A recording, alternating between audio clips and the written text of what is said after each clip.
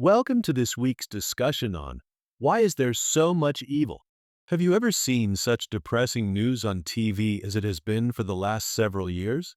I know good things are seldom reported, but there are surely a lot of bad things going on that were not in the news just a few years ago. We have school and church shootings almost regularly. If we don't like someone, killing should not be one of our options. People are shot for being in the wrong place at the wrong time in traffic. There are wars everywhere, and big countries want to get bigger. Families are falling apart. Children are killing their friends before they even reach their teens. Parents are not parenting, and children are brought up by some electronic device. As a society, a very large percentage of us have become so self-centered and selfish that we do not care about or look out for anyone else. We are a what's in it for me society. The late Bishop Fulton Sheen spoke about the coming of these situations in the 1950s. He said, "If it be true that the world has lost its respect for authority, it is only because it lost it first in the home. By a peculiar paradox, as the home loses its authority, the authority of the state becomes tyrannical." I was brought up in the 1950s and 1960s at a time when the police were respected.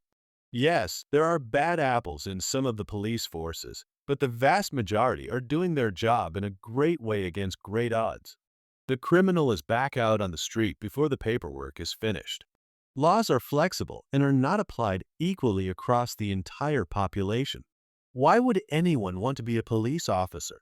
I don't know why, but I am very grateful that there are those that do. There is another side to evil that we do not hear about as much that I would like to discuss now. I will begin with another quote from Bishop Fulton Sheen. "Evil is thus a kind of parasite on goodness. If there were no good by which to measure things, evil could not exist." Men sometimes forget this and say there is so much evil in the world that there cannot be a God.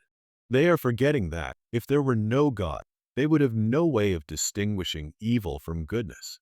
The very concept of evil admits and recognizes a standard, a whole, a rule, an order.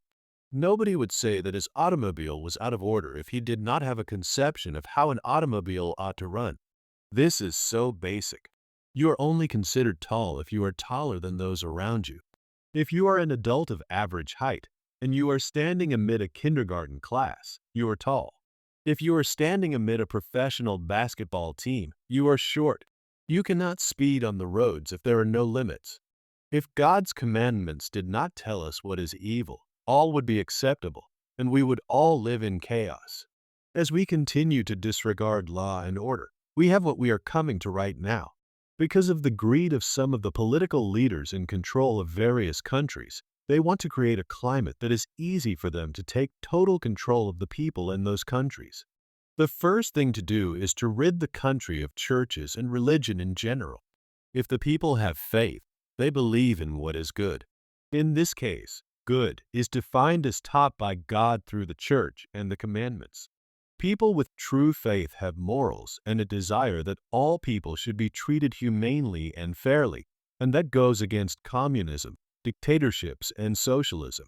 Belief in God makes it inconvenient for political aspirations. We only need to look at those countries that have chosen that form of government to see the suffering of the majority. Faith in God makes us freer than any government can. Many people today are playing King of the Mountain.